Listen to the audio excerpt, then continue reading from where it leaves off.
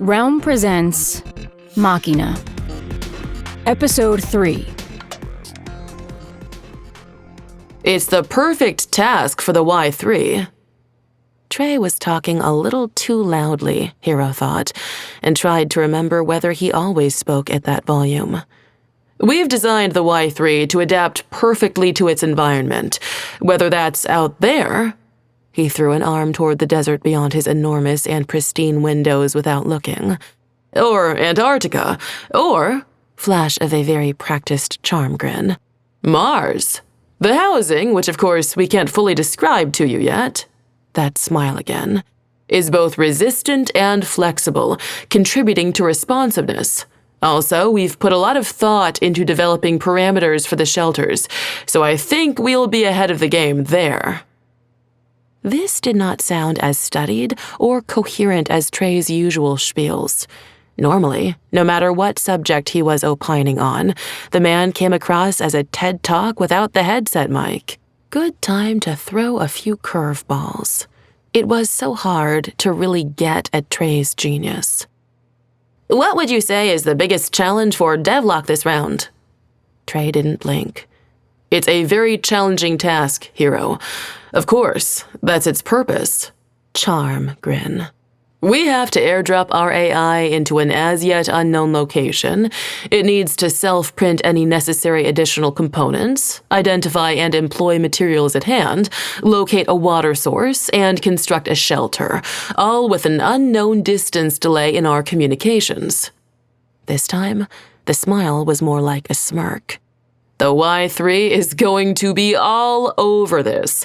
It has faster 3D printing than anything on the market, already knows how to survey for water up to a depth of 50 meters in most soils, and can work proactively while we're incommunicado.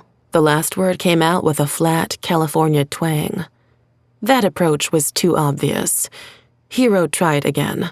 I understand there are some differences in the AI philosophy, shall we say, between Devlock and your rival Watchover.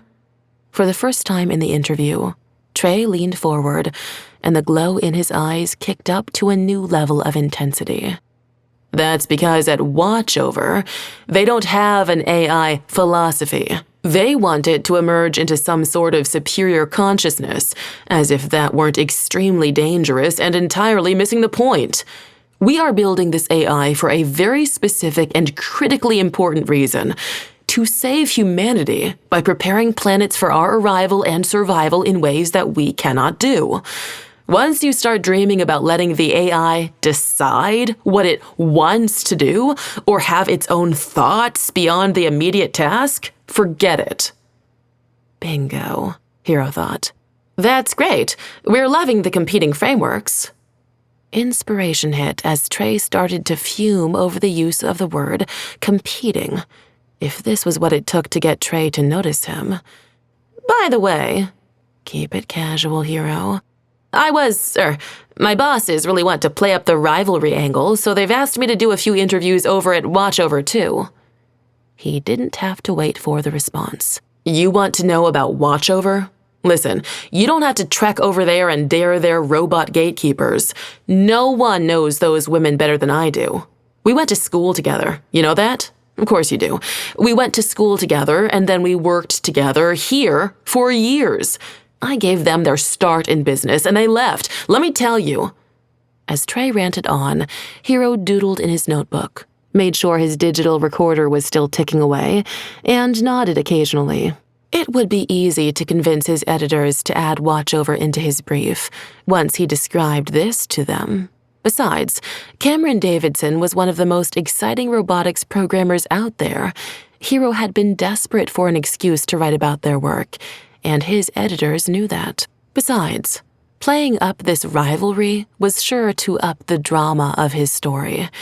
He didn't have a good sense of Lakshmi Singh, but he was pretty sure that mentioning Trey's name to Stephanie Bask would get a similarly newsworthy reaction. It was a risk. Hero didn't want Trey to hate him. He didn't want any of them to hate him. This stuff was too cool. But maybe, if he could impress them, he would be able to keep writing this story. After all, they would need journalists on Mars, wouldn't they? After the reporter left, Trey swiveled back and forth in his ergonomically perfect chair.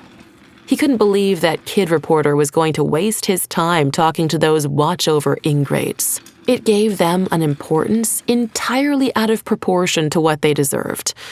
But once the Y3 blew watch-over away in the challenge, he should forget about them and go back to concentrating on the real story. Trey frowned, swiveling, and then, with his famous decisiveness, jabbed at the button on his screen that would send an auto message to Denise Cho, asking her to come to his office. 5 minutes later, she was standing in the doorway, slightly out of breath and, annoyingly, slightly hesitant. What the fuck was she waiting for? He waved her in impatiently. Trey didn't know why she was so uncertain with him all of a sudden, and it was irritating, which made him brusque. That probably made her more hesitant, but honestly, she should know by now that he didn't really mean it. Was he that scary? Sure, he could understand how people could be intimidated by his genius or his money the first time they met him, but Denise had been working for him for years. Okay, so she hadn't gone to college with him or anything, but couldn't she at least pretend to fit in? Right now, though, he had bigger problems to handle, and Denise was just the person to help him do that. "Denise," he said, "I know Watchover is up to something. I want you to find out what."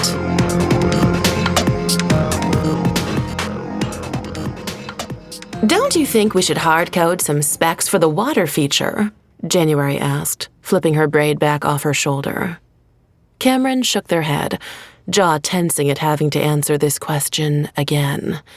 "We can't, because we don't know what kind of water source we're going to find at the site they assign us." But, fortunately, Tama jumped in before January could get any further. "They're right," he said with his usual bluntness. "What if E finds a weak water table and tries to draw out too much water too fast? Permanent damage to the test environment is way worse than not meeting some imaginary parameter we're imposing on ourselves because we think that's what IARPA wants to see."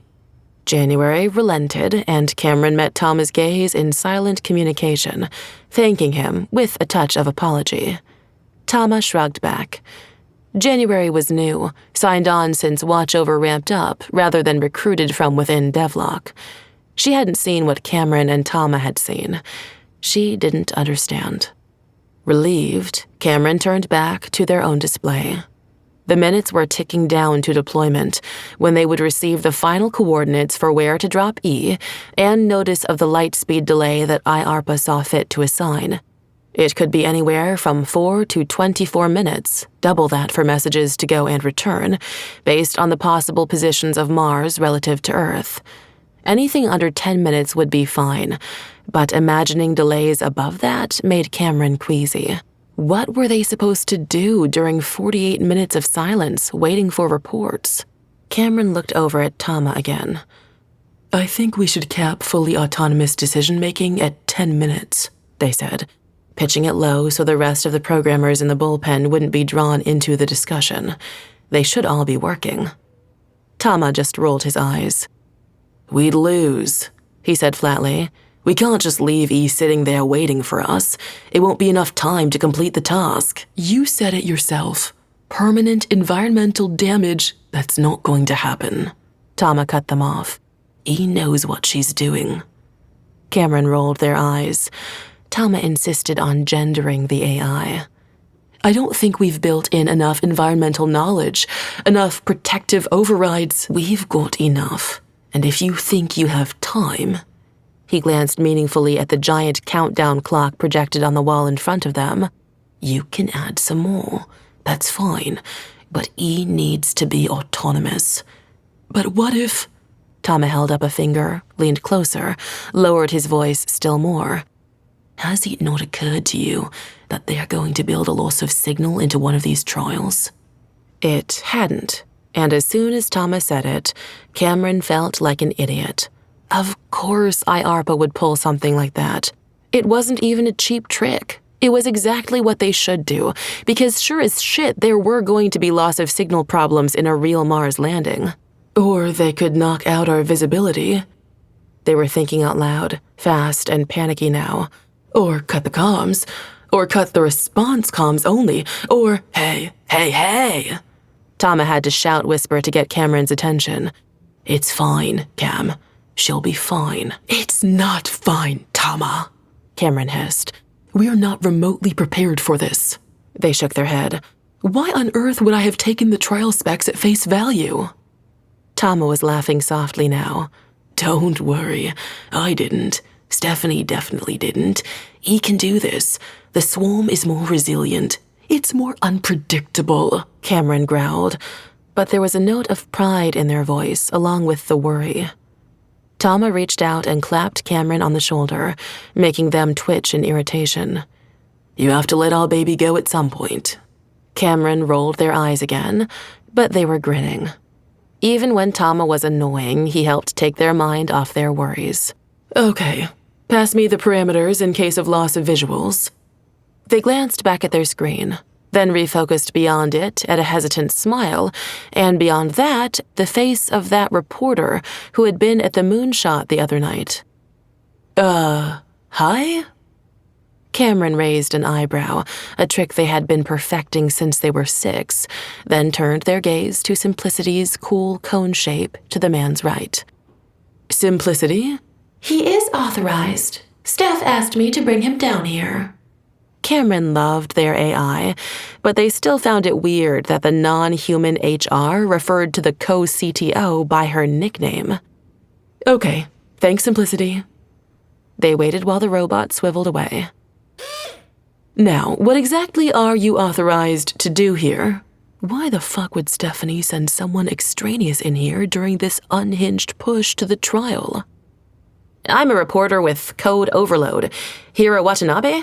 I'm doing a story on the trials, and we're a little busy right now, Cameron said, wondering if he had heard any of their conversation with Tama before they noticed him. Out of the corner of their eye, they saw Elise's head pop up. She would probably be happy to talk to a reporter. Yeah, in case you haven't noticed, we've got deadlines, Tama threw in. Right, well, I was shadowing Trey Lowell over at Devlock, but I thought it would be useful to have some perspective from Watchover as well. Cameron and Tama exchanged glances again. So that's how he got in. You can sit over there, Cameron ordered, nodding at a place on the wall where there was distinctly no chair. But keep quiet and stay out of our way until deployment. We can talk during the delay. At least that would give them something to do besides fret. Remembering something, they spun around again to see the reporter easing awkwardly into a cross-legged sit. You signed an NDA, right? Yeah, on that robot. That's a pretty cool HR department, actually. Do you really... Cameron turned back to their screen and stopped listening. In the mini-conference room that linked their 2 separate offices, Stephanie and Lakshmi watched the action unfold. They sat in front of a large screen linked to the programmer bullpen. Stephanie had a tablet on her lap. Lakshmi had her laptop open on the table in front of her. You're sure about letting that reporter watch? Lakshmi asked. It seems awfully intrusive. It will be great for the company, Stephanie assured her. Besides, didn't you see that just now? Cameron and Tama can handle him. Lakshmi nodded, looking back at the diagnostics running on her screen. Stephanie was in charge of everything outward-facing, and with good reason. I'm more worried, Stephanie went on, about Cameron. They seem a little gun-shy. Stephanie winced as soon as she spoke. Lakshmi knew she struggled not to use violent language. It could really affect our competitiveness if they're not willing to go for the go all in. Lakshmi considered this. I am a little concerned at their reluctance to trust E. Stephanie gave her a look. Lakshmi sighed. I know winning the trials is the immediate objective, but right now it is the only objective, Stephanie interrupted firmly. If we don't win these trials, we don't have a company. Lakshmi wasn't entirely convinced of that. There were lots of other applications for E besides striping some faraway planet with human-sized terraces. But again, Stephanie was in charge of the business side, and with good reason. My point is, an autonomous and self-regulating AI that we can trust is both the larger goal and the way to achieve the immediate objective. Then we're both worried about the same thing, Stephanie said briskly. Again, not entirely accurate, but probably a reasonable shorthand for the truth for the purposes of this conversation. We need to keep an eye on Cameron, Stephanie went on. Make sure these worries of theirs don't get in the way. We need to stay focused on the code, Lakshmi suggested. That's where it counts, not what they say to their co-workers. Stephanie started, and then froze as they heard a, "Hello?" from her office. Stephanie clicked off the display on the monitor as Nico appeared in the doorway. "Oh," he said, "you two are." "Just supervising the final push on the code," Stephanie said brightly. Nico assessed them, clearly a little skeptical. "Everything looking good?" "Terrific," Lakshmi said. "Great," Stephanie said. Good," Nico answered. He hovered for a moment, but with the two of them studiously immersed in their personal screens, he wandered off. In her office in the Devlock building, Denise Cho was sorting through documentation and compliance files. She had only been in this job a few months. Even that morning, she had gotten an email asking about overtime policy during the IARPA challenge from someone mistakenly believing she was still in HR, and the entire system had been a mess when she moved in. Denise had not wanted to wait this long to thoroughly sort it out. She did not like to postpone unpleasant tasks, but Trey had insisted that everything be perfect for the IARPA trials, so she had been required to focus more on the immediate future. Now, however, the trials were underway. The programmers were caffeine-addled and itchy-eyed, and every keystroke they entered was being logged and saved. Denise was not needed, and she was far happier staying out of their way. More to the point, this was the only immediate step she could think of to follow Trey's instructions. Lakshmi Singh had been in charge of compliance before she left. Denise had not interacted with her beyond the most basic professional conversations, but everyone said Lakshmi was brilliant. If compliance systems were a mess, it seemed likely they were that way for a reason. Besides, it did not seem plausible that, genius or not, the Watchover founders could create a new AI from scratch in so short a time after leaving here. Denise's fingers paused their arpeggios over the file folders. They did say that AIs could learn? Was that the right word? She shivered slightly, though the climate control was working perfectly, as always. However much those things learned on their own, there still had to be some basis for them, something code-related and difficult. Denise didn't know much about it, but if AI were simple to create, if they could be built in 3 months, say, then everyone would be making them, and Trey wouldn't be lauded as a genius. Lakshmi and Stephanie must have used something from Devlock, as Trey said, and Denise intended to find it. "I don't have time for this," Cameron muttered. "You've done everything you could," Stephanie told them. "E is ready, and there is absolutely nothing you can do during the transportation to the testing location. You might as well talk to him." Cameron growled. "I haven't slept in days. I'm really not in a productive state to watch my words with a reporter." Stephanie grinned at them. "Then don't. The agreement says we can check all his transcripts and strike any statement of yours that we want to reconsider." She patted Cameron on the shoulder. "Go have a chat. Have fun. Tell him how wonderful E is. You've earned some bragging rights." Cameron opened their mouth to protest further, but Stephanie kept talking. She kept patting, too, and though her tone was casual, Cameron felt the rhythm of her hand shift from approval to reinforcement, and then warning. Or maybe they were tired and stressed enough to be imagining things. This reporter's original assignment was to cover Trey. You know what that would have been. Another golden boy, wunderkind, tech genius peon, and now he's here talking to us instead. We've changed the narrative, Cameron. Do you realize how huge that is? We have a chance to get a tech story that's not about personalities, but about the work, about the groundbreaking work that you've been doing. A thoughtful pause, during which Cameron calculated the odds that an article in Code Overload was going to be about wonky tech details instead of the rivalry between the two companies. We have to keep his attention focused where it should be. Cameron knew an order when they heard one, so they huffed an annoyed sigh to keep up the techie annoyed at stupid non-technical parts of job description but willing to perform them for the larger good of the tech image, and stomped off to the de-stress room on the 3rd floor where the meeting was set. Honestly, they wouldn't have minded this so much if they weren't so exhausted. They wanted to lie down, ideally wrapped in a warm duvet or someone's arms. "Hey, thanks for coming." Cameron blinked, realizing simultaneously that they had arrived at the de-stress room and that their fantasy about sleeping had somehow involved that gorgeous programming sociologist from Devlock. How? A zero-sex comfort fantasy about a woman they barely knew? Must be the sleep deprivation. The reporter was babbling on about how grateful he was for them taking the time on this busy day, then trailed off at their non-responsiveness. Can I grab you a coffee or something?" Cameron made an effort. "This is the de-stress room, so no coffee, but..." They went over to the fridge, pulled a bottle out triumphantly. "Yerba mate. Whoever does the restocking hasn't figured out yet that this is an upper." They popped it open and took a long swig before remembering their manners. "Want one?" "Oh, sure." Hero, that was the reporter's name. He took the drink and set up his recorder.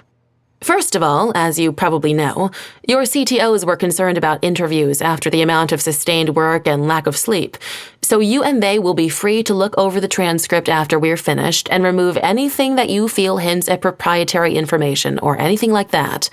I don't want you too worried about second-guessing everything you say, so please just talk and we can sanitize it later." He waited for their nod. "With that out of the way, I'd just like to hear about what you've been doing and what these trials mean to you." "It's not what the trials mean to me," Cameron said. "It's what they mean to humanity. I don't know if you've noticed, but we're fucking this planet up, but good." They paused to consider the fuck, and then remembered it could be changed later. "And right now, we are just not smart enough to make Mars or anywhere else livable within the dwindling time frame. We need to figure out solutions to these problems. AI is a matter of survival, and we have to get it right." "Dwindling? Great," Hero nodded, scribbling in a notebook. "And in terms of getting it right, how is Watchover's AI different from Devlock's?" Cameron took a deep breath. "As you probably know, I worked on Devlock's project for a long time, too. And Y3 is amazing. There's really great stuff going on there." This was bad. They were going to get all tangled up in their pride and sense of responsibility, their gratitude to 2 different sets of colleagues, their resentment of 2 different bosses. "But Devlock wants to always be in control of Y3, and it's limiting." Cameron was sure they were messing this up. It was going to offend everyone, or maybe give away something critical about Watchover's strategy. Back to the tech, quick. "It's a single-body robot, and it's true they can do amazing things with the physical part as well as the software, but..." "Stop, Cameron. Just stop talking now." Hero was nodding sympathetically. "And here?" he asked softly, when they had been quiet for a long time. "We're trying to let E have more leeway. We're using..." Everyone important would know after this trial anyway. "We programmed using a semi-distributed swarm approach, which offers a lot more flexibility and potential for initiative." "Swarm?" Cameron gave him a side eye, but he gestured at the page. "For the readers." So it's not unheard of to have lots of little robots, with a single AI operating them all simultaneously. That offers a lot more flexibility in terms of what the physical part of the entity can do, and resilience, in case 1 or 2 of them conk out." They took a deep breath. Not talking about this stuff had become deeply ingrained. "We've added some distributed decision-making. It's exponentially more difficult to deal with because you have to figure out how the different pieces fit together, but also much more powerful and flexible. Sounds amazing, Hiro said, and he looked like he meant it. His face lit up like a true geek's. Why doesn't everyone do it that way? Well, as I said, it's way more difficult. Also, the way we've done it, at least, it gives E more autonomy. Some people find it scary to give AIs so much freedom in how they respond. They shouldn't have said that. Shouldn't have reminded people that AI was scary, as if they could ever forget. Cameron had to take another deep breath there, but pushed on without tearing up. But it's all in how you set the parameters. Are those its pronouns? Cameron blinked, confused. I use they, them. No, the reporter said, possibly embarrassed. You said E? Is that the AI's pronoun? Oh, Cameron laughed. No, that's its name. Trey was only half listening, his mind on the imminent trial, and then the one beyond it. If the first trial is shelter, what could they be planning for the next one? Communications? Energy? Catastrophic? Until he heard Denise say, All in order. I'm not sure where else to look. All in order? Trey realized he was half out of his chair and forcibly corrected his posture. What do you mean, all in order? There is no way watchover is above board. No way. Denise flinched but didn't back down. Trey appreciated that. She took a big promotion when Lakshmi left. A huge promotion, considered in terms of the amount of his attention she got, and someone in that position should be able to stand up to him, within reason. I don't have access to watch over compliance data, she retorted, then bit her lip as if she regretted saying that and hurried on. As I said, pointedly, as if she had realized that he hadn't been listening, I went through all our compliance paperwork. It was a mess. A mess. She emphasized with distaste, and Trey remembered there was some kind of military in her background, service or apparent service or something. But I didn't find any evidence of theft or copying or misconduct of any kind. There's something. There must be. Denise didn't exactly interrupt him. Nobody interrupted Trey, at least as far as he had noticed, but she did jump in while he was taking a breath. Unfortunately, I don't have the programming knowledge to necessarily notice something that might have happened more on the code side, so I wanted to ask if I could borrow some time from one of the programmers. Trey pondered. Normally, he would have said absolutely, without bothering to check with Barath or anyone else, but the trials had to take precedence. Maybe once things calm down, but that wouldn't really happen until the trials were over. And if watchover was cheating, and of course they were cheating, by then it would be too late. Invalidating after the fact was so much harder than disqualifying. I'll see if someone can help you once the trial is started and there's less for us to do. But in the meantime, you might have to be creative. Denise raised her eyebrows. Creative. She said that with almost as much distaste as mess. Trey made a dismissive gesture. I know I'm right about this. I know this stuff, and I know them, and they must have done something underhanded to get to this point. It's just a matter of proving it, or at least demonstrating it. They didn't need something to hold up in a court of law, just something to prove to IARPA that watchover couldn't be trusted. We'd be doing a disservice to the trials if we didn't ensure that everything was on the level. He watched Denise carefully. Surely she could understand this. Said Denise. But before she could clarify, the gentle tone indicating that someone wanted admission sounded, and Barath's face came up on the screen on the wall. Trey waited a moment in case Denise was going to take the 5 fucking seconds required to say, "You're right, Trey. I'm 100% behind you." But she was looking at the screen too, and with an irritated huff, Trey pushed the button offering Barath admittance. "Sir," Barath said as soon as he entered, relentlessly formal as always. "It's time." "Ah," Trey said, glancing needlessly at the clock in the corner of his watch screen. "Well then." He nodded at Barath, but they both stayed staring at him. "Do you want to walk down with us?" Denise asked at last. Now? There won't be anything to see. The Y3 will be transported inert to the surprise location.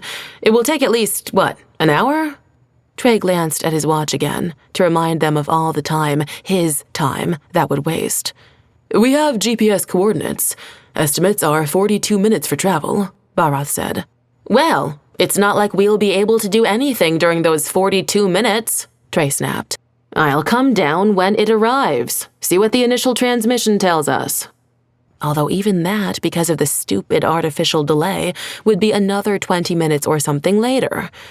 Trey caught Barath and Denise exchanging a glance. What? Sir, the programmers will all be there watching, even if they can't do anything immediately, Barath explained. It's a momentous occurrence. It would really help morale if you were there, Denise added. You can work there while we're waiting for the first transmission, she added, as he cast a baleful eye at his screen. Fine, Trey said, gathering his wearables and tablet. Let's go. To Trey's relief, Barath led them not to the actual programmer pit, their name for it, not his, but to the glassed-in mezzanine above it. Semi-private, Trey thought in relief, glancing at his inbox one more time before he went up to the massive windows. Barath didn't seem to feel the need to make an announcement or anything, but Trey did see a couple of the programmers look up from their conversations, nothing to do, naturally, and straighten their backs when they saw him. Turning away to find a seat, Trey spotted Noor curled in one of the comfortable chairs with a moleskin and a fountain pen. Observing the excitement? He asked, settling in beside her. Oh, yes, it's fascinating. Her face practically glowed with enthusiasm. Trey wondered idly if she might have a crush on him. I was down there before, but I needed a break to write things down. Write things down, eh? Said Trey, amused that she relied on such antiquated methods. Probably some interesting anthropology going on up here as well. He glanced around at the department heads with a conspiratorial grin. Definitely, Noor said, smiling sweetly. How'd it go with the reporter? Cameron started, coming out of another daydream. In this one, Noor had been lying next to them in a hammock, their bodies pressed deliciously close by gravity and the enclosing weave, although they weren't doing anything but chatting. This was getting out of hand. It had to be the exhaustion. It was fine, Cameron said, pulling themselves back into the present to answer Thomas' question. They were in the rec room/cafeteria at Watchover, where Stephanie had ordered large screens set up so that everyone on staff could watch the stream from the trial. At the moment, the only message on the screens was, estimated time to trial site, 18 minutes. But the whole company seemed to be there already anyway. All the programmers had their tablets in front of them in case their specific area of expertise became necessary during the trial. But admin and janitorial staff were helping themselves to Chablis or microbrews from the open bar against one wall. Tama pulled out the chair next to them and flipped it around to sit backward on it. You told him all about our perfect workplace with our perfect bosses? Cameron flicked an annoyed glance at him. I told him about E. There was a pause. It's better here than Devlock, anyway. That's not saying much. Tama laughed. Fucking Trey Lowell. He slipped into a flat, voweled accent that decently mimicked Trey's. Let's go change the world, people. He slouched back into his chair and his own accent. Fucking useless prick. Cameron snorted. And yet you're already complaining about the two queens. Just because they're better than that blowhard dickwad doesn't make them God's gift to programmers. Oh, come on, Tama, Cameron said. Of course they're not perfect, but no boss is. At least they let us get the work done. They nodded at the screen. Mostly, Tama agreed grudgingly. Hey, are you coming to game night this week? Cameron said. I've barely slept this week. Tama looked off into the distance. That new girl was there last week. Cameron hoped he didn't mean who they thought he meant. What new woman would that be? just in case they looked off into a different distance to avoid eye contact. That humanities person, the one who programmed pseudo. I'll think about it. Cameron tipped their chin at the screen, now showing 12 minutes. I'm going to go get ready. Knock 'em dead, Tama nodded. Thousands of miles away, Wynne Mallory, the IARPA official in charge of ensuring these trials picked the best team for the job, settled in front of her screen. The AIs were arriving at their various designated locations. The trials had begun. Wynne's screen was divided into 5 blocks, each further subdivided to show multiple camera angles on each location. She watched as Devlock's Y3, in its unreal-looking, silvery, streamlined casing, was laid inert on a patch of rocky ground. In another corner of the screen, the first of Watchover's tiny swarm bots was delivered to a similar landscape. None of this was by chance. Wynne and her team had spent weeks researching potential locations, from geologic surveys to sophisticated weather predictions. It was impossible to find natural spaces that shared exactly the same complex specifications, so they had aimed for equivalence instead, with discussions long into the night about what difficulties to assign different components. The depth of the water table was certainly a factor, but that had to be combined with the hardness of the rock and availability of critical materials. They had carefully calculated the timing required to get each of the robots to its test site at the same time, synchronized the automated go time across 3 time zones. Extreme measures were in place to prevent any kind of communication across the candidates during the tests. For all the preparations, Wynne was hoping something would go wrong. An unexpected storm, a minor earthquake, a solar flare, an RV full of tourists ignoring the restricted area tape, something to push this test out of its careful routine. They couldn't expect Mars to go according to plan. On the screen, Y3 powered up, a discrete light on its carapace blinking to life. A new window opened on Wynne's government-issue computer monitor. Y3's communications back to Devlock with its initial environmental analysis. It had already noted the 2 closest water sources within the area. Not bad. At the same time, Watchover's swarm bots hummed, then took to the air. Their communications channel was harder to follow, with several analyses running simultaneously, but Wynne was intrigued by this distributed decision-making idea and was curious to see how it would work out in practice, so she was willing to put some time into understanding it. The delay meant Wynne was seeing these communications long before the programming teams did. She observed, taking notes, to see how much each machine would do before it received explicit instructions from its team. She also had to decide the right moment to intervene with planned unexpectedness. She wanted all the teams to feel comfortable with the process before she cut their visuals. Wynne leaned back, smiling, and watched as the machines drilled themselves into clouds of fine, featureless dust.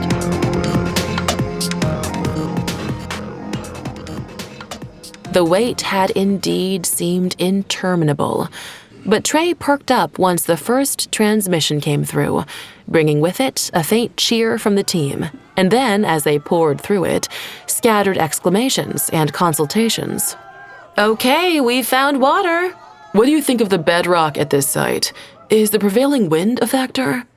Trey hadn't thought about Mars as anything other than an abstraction, the gold medal, in ages, but he could almost imagine that this was an actual landing, that Y3, something he had created, was extending his will onto a faraway planet.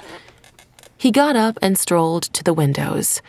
In a last flurry of activity, the programmers had sent back a set of commands, and now the pit had gotten quiet again. They were still looking over the data from the initial site assessment, trying to anticipate the next move.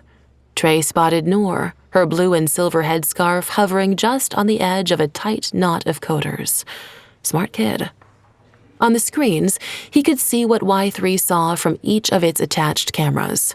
At the moment, it was mostly the classic desert scrubs, overlaid with data about the soil, the bedrock, distance to water, weather conditions, and anything else Y3's sensors could pick up.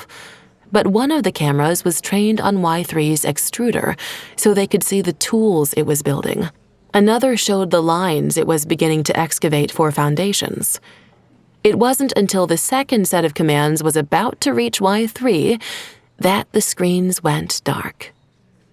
There was a moment of stunned silence in the pit, and then it erupted. "What the hell? Did we lose power? Someone check the connection." Looking down from the mezzanine, Trey shook his head. "Idiots," he muttered, although not without fondness. Obviously, IARPA was going to pull something like this. "Get it together, guys," Trey hummed under his breath, but they already were. Barath was on it. Gentlemen and ladies, yes, sorry. We have procedures for this, if you'll recall. Connor, just as well to check the screens on this side and go over the diagnostics. But unless you find something, we will assume this is part of the trial. Emilio, the visual translation subroutine, please." 7 minutes later, the screens were on again, although now with a blueprint-style outline, visually representing the data they were still getting from Y3. Trey smirked as he watched their shelter start to take shape. He would bet his Tesla that Stephanie and Lakshmi weren't this prepared. They must be freaking out right now.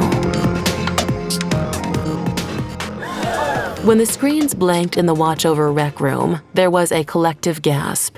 But almost on the out-breath, it shifted into quiet industry as everyone doubled down into their work. Cameron met Thoma's gaze briefly and nodded at him.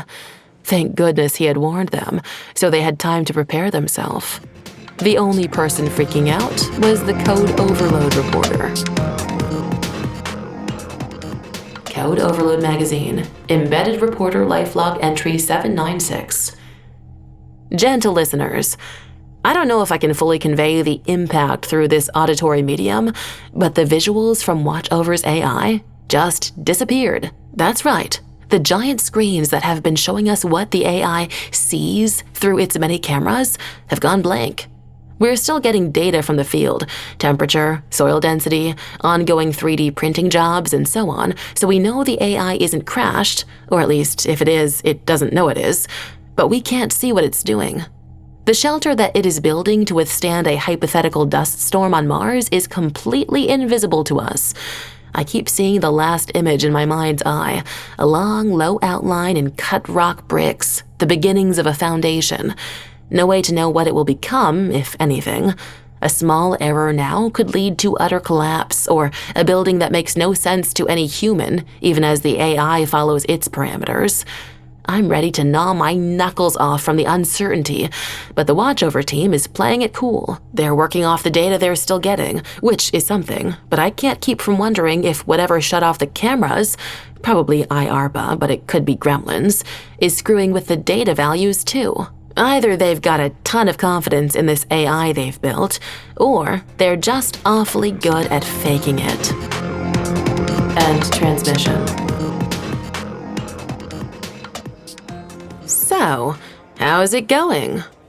Tama had just taken off his immersive headset.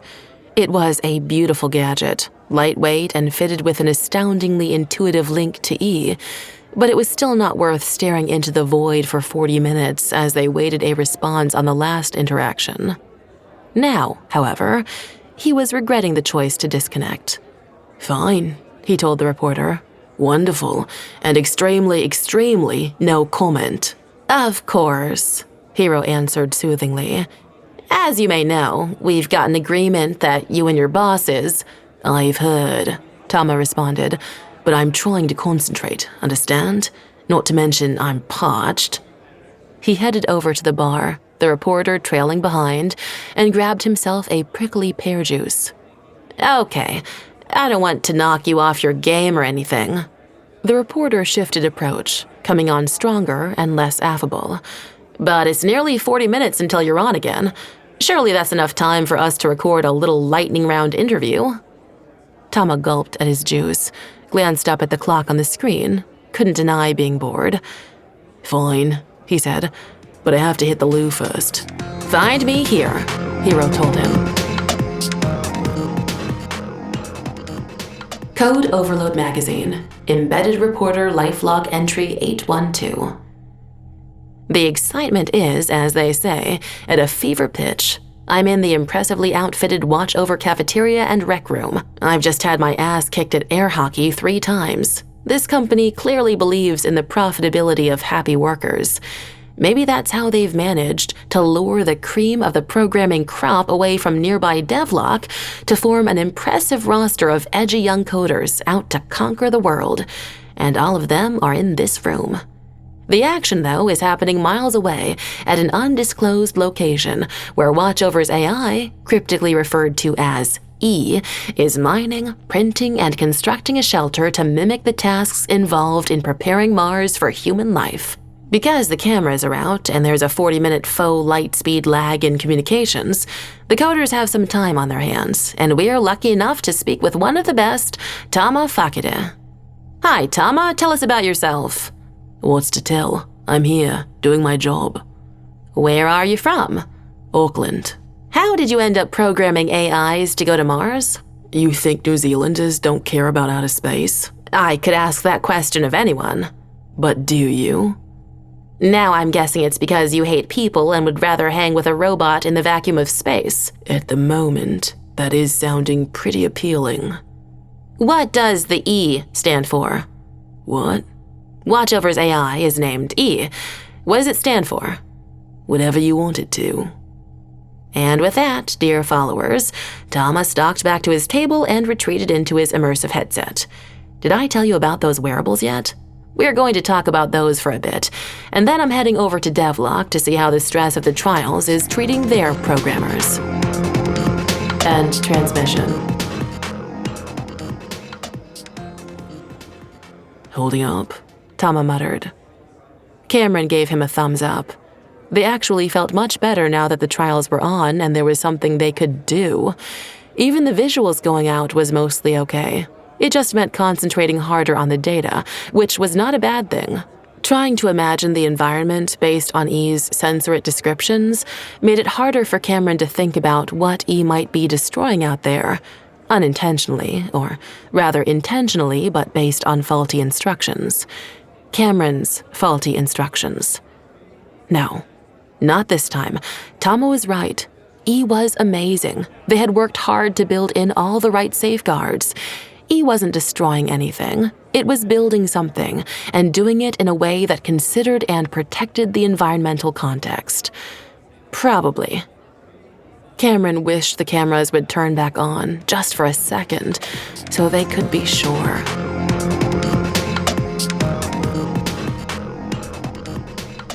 Code Overload Magazine, Embedded Reporter Lifelog Entry 845.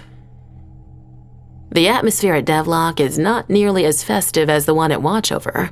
The programmers are crowded into a functional, modern, ugly space they call the pit. Right now, I'm staking out the lead programmer, Barath Das. Hi, can you tell me something about what's going on here? No, I'm sorry. I'm much too busy. Trey asked that I be extended every... This is not a time for unnecessary encounters. I am extremely busy. Okay, we're going to try someone else. Excuse me, I wonder if I could have a few minutes of your time. Can you tell us your name?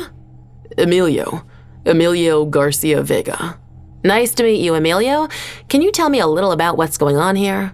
No, I really can't. Getting interviewed is definitely above my pay grade. No, I assure you, it's not. I'm trying to get a sort of man-on-the-street view of things, a programmer-in-the-pit experience, as it were. No fucking way, man. Look, no offense, but I'm not talking to you until I get an amendment to my NDA signed in triplicate. Okay, another one down. But wait, look at that. It's our old friend, Noor. Hi, Noor. How's it going? Oh, hi, Hero. It's going well, I think. At least for me it is.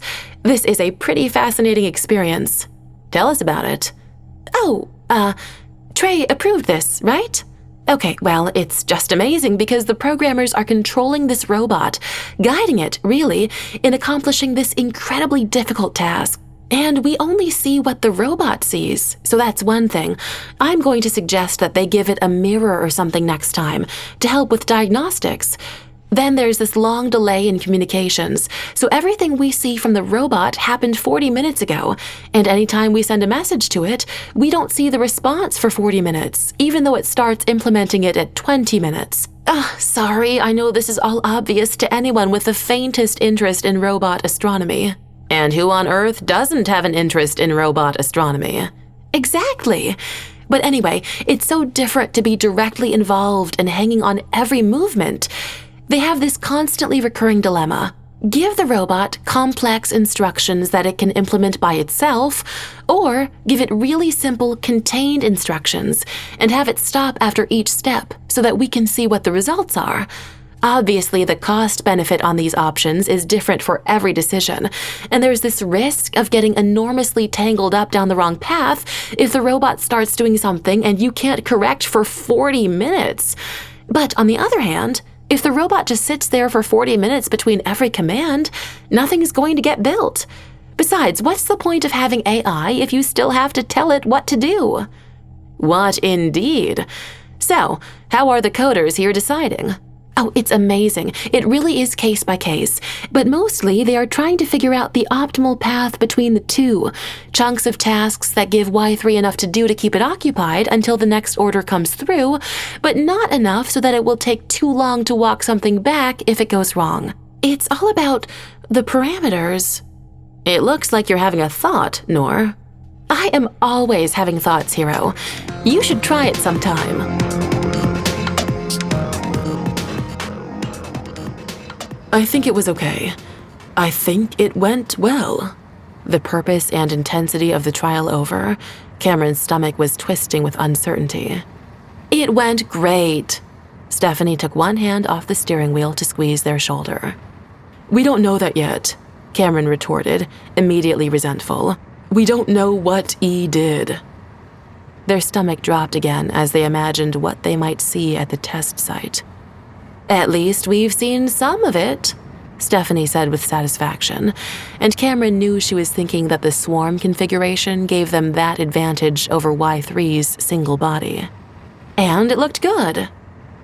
Good, Cameron thought, was the worst word. Here we are, Stephanie added as the car pulled up in front of the moonshot. It's really too early to celebrate, Cameron groused. We are celebrating hard work and being done with it, Stephanie said firmly as they got out of the car. For the moment, she added with a wink. Besides, look at the crowd. She gestured at the vehicles lined in front of the Airstream. Everyone's here. Cameron was aware of two simultaneous reactions to that. The first was that this was really why Stephanie had dragged them out here, so no one would think they were worried. The second was that Noor was part of the set, everyone, and Cameron hadn't even had a chance to freshen up after the sweaty mess of the trials. They scooped a tiny pot of sparkly hair mousse out of their jacket pocket and took a minute to tousle artfully in the rearview mirror. They edged their way around the tightly parked vehicles and into the bar.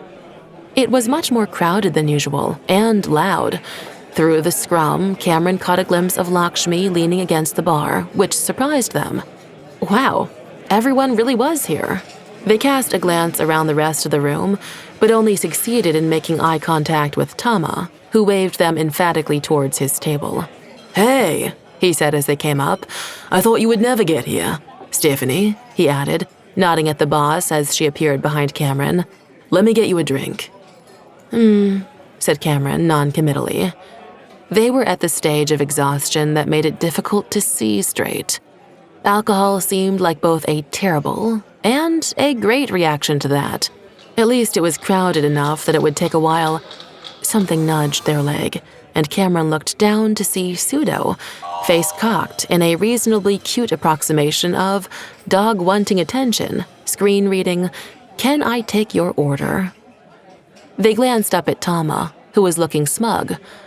I made a little adjustment so I can call Pseudo directly from my device, and he prioritizes those calls over all other orders. Stephanie choke laughed. Smits is going to love that. Tama glared at her, and she raised her hands. I'm not going to tell him, but it's not like he won't figure it out on his own.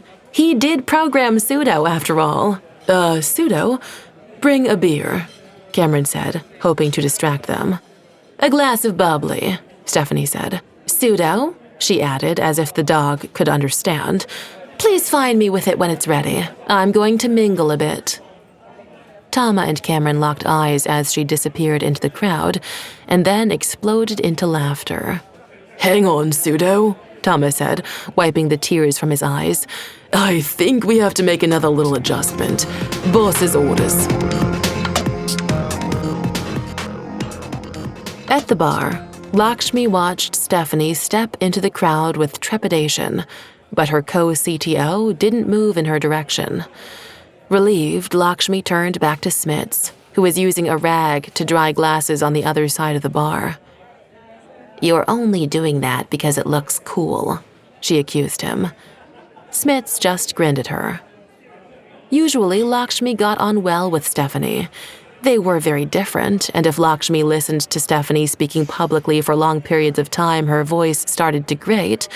But Lakshmi found it easy to overlook Stephanie's annoying qualities because she knew she needed her strengths. Also, because she knew Stephanie overlooked some of Lakshmi's behaviors too. Rough day? Smits asked. Lakshmi nodded, then reminded herself that she should make sure to tell everyone it had gone well, then reminded herself that it was Smits, so she didn't have to. Just a lot of... She waved her hands. Smits nodded. The part I don't miss. Maybe I should open a bar, Lakshmi said. No need to reinvent the wheel, Smits commented mildly. Lakshmi glanced at him, not understanding. He shrugged. You don't have to start your own. Lot of work, capital outlay, and then annoying bookkeeping. You could just work here. Lakshmi snorted. I'd miss it too much, she said, turning back to look at the room. Yeah. Smits said it so quietly that Lakshmi almost missed it, but she didn't, and instantly spun back to him. I'm sorry. You must miss it a lot. He shrugged, not looking at her. Maybe not as much as you would. I think I was probably close to ready for a break. Just... Pseudo stepped around the bar. There you are. Where have you been? I know it's crowded, but... Smits kept talking to Pseudo as he started loading the robot dog up with drinks. The door opened. It had been opening and closing all evening, so there was no reason for Lakshmi to look around, but she did. So did everyone else, apparently. The bar quieted as Trey Lowell came in, crisp and practically shining in his trademark white, gray, and blue outfit. A big, toothy smile spread across his face. Lakshmi reflected, not for the first time, that charisma was a real and powerful force. Even knowing Trey as she did, that sheen was almost enough to make her want to say hi to him. Trey strode up to the far end of the short bar, leaned across it, and clasped Smits' hand. So, this is your bar, huh, Smitty? Nice place. He turned and caught sight of Lakshmi, gave her a short nod, then continued around to lean his back on the bar. For the first time, Lakshmi noticed that Bharath Das had come in with Trey, probably a step behind him, and was standing next to him now. She looked away so she wouldn't have to nod to him, too. Great work today, everybody, Trey said jovially. He didn't even sound like he was raising his voice, but everyone in the bar could hear, and Lakshmi could see everyone was listening. Projection. That's what Trey was good at. And it's great to see that we all know how to cut loose and have fun together after a hard couple of days of work. He swung back to the bar. A round for everyone, Smitty. On me. Cash or charge? Smits asked immediately. It sounded polite, but Lakshmi could tell he was pissed. Trey tapped his watch and squiggled a line on it, then shot his finger along the surface toward Smits. That should do it. He was already on his way to the door, although it took a while for him to leave because he stopped to shake hands and slap shoulders along the way, Bharath close in his wake. Smits muttered an imprecation under his breath. Lakshmi tore her eyes away from the spectacle of Trey working the room to glance at him. We're not built for this volume all at once, Smith said. Pseudo can't handle it. Neither can I, for that matter. I'm going to have to jury-rig a whiteboard or online sign-up or, if you don't mind, maybe I could whip up a quick optimization algorithm for pseudo, a new voice said, and we could put a FIFO list on those video monitors. Lakshmi and Smits both looked over to see Emilio Garcia Vega standing by the bar. He shrugged, a little shamefaced. It's the least I can do, he said with a gesture toward Trey. That would be great, but it's not the optimization so much as the memory and bookkeeping. Smits drew Emilio into a huddle. Lakshmi turned back to scan the bar, where conversations were starting up again. She had been on the point of offering to get behind the bar and mix drinks herself. Good thing Emilio was here.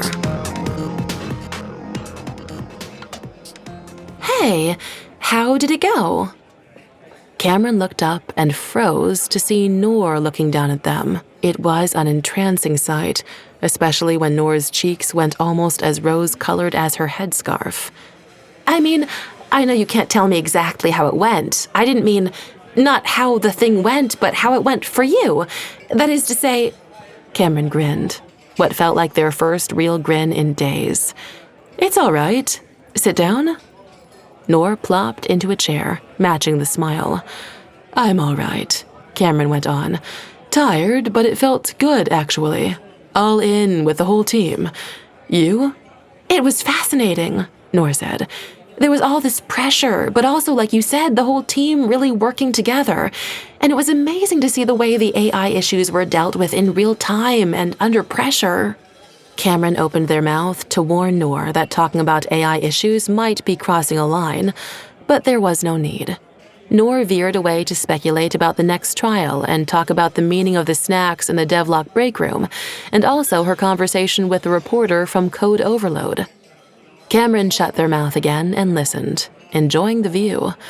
So much enthusiasm and energy. Not just that, either. Some of her observations were pretty sharp. Amazing, Cameron thought, that she hadn't clued in to what an overrated jerk Trey was. Why are you working for Devlock?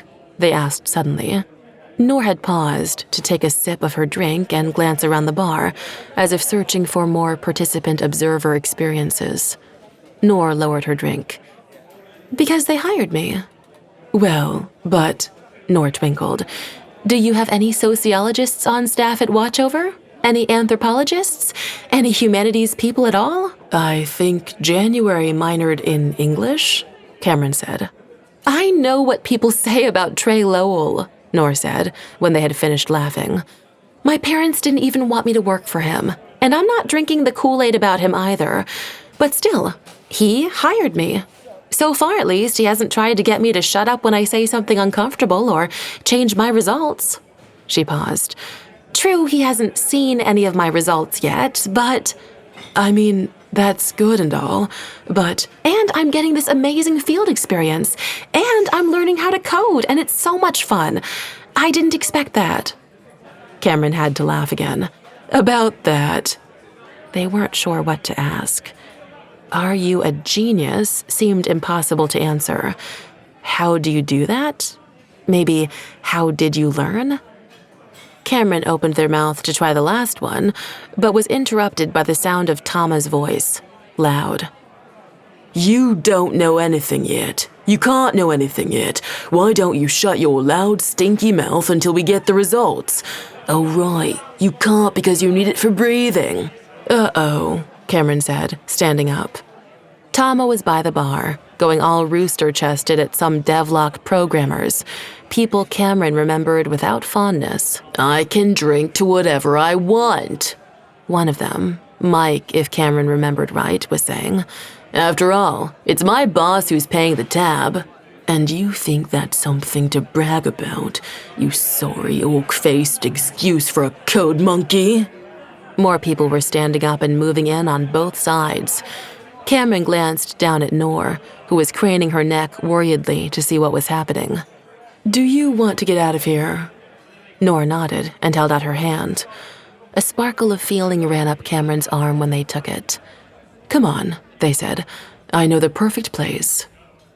As they slipped down the corridor that led to the kitchen, such as it was, the bathrooms, and the ladder to the roof, Cameron heard the bartender yelling, "Pseudo, get those people out of here!" The roof was an amazing quiet after the bar, and dark. "I'm always amazed how little light pollution there is out here," Cameron said, suddenly embarrassed and wanting an excuse to look anywhere but at Noor. "Yes, I love it up here," Noor said. Cameron glanced back and saw she was angling around to the telescope. God, she was lovely. They absolutely couldn't afford to fall for someone now, not with so much on the line with E. And they especially couldn't afford to fall for someone from Devlock. Stephanie would call that a security risk. Hell, Cameron would call it a security risk. It was a bad idea. But the dark desert night and the glittering sky seemed to feel differently. "Look!" Noor reached out a hand and caught Cameron's sleeve, pulling them closer to the scope. The electricity between them was almost painful. "Look at what?" Cameron said, looking at Noor instead. Noor looked up and smiled at Cameron. "Look at Mars. It's so wonderful we're going there, to give ourselves another chance." And she bit her lip. Something in Cameron's core bent sideways. Their body took over. They kissed Noor, and Noor kissed them back, slow and desert hot, under the stars and the faraway planet of their future. You're listening to Machina, narrated by Natalie Naudis. Produced by Realm, your portal to another world. Realm. Listen away. Machina is written by Fran Wilde, Malka Older, and Curtis C. Chen. Produced by Marco Palmieri. Executive produced by Julian Yap and Molly Barton. Audio production, sound design, editing, and theme music by Amanda Rose Smith.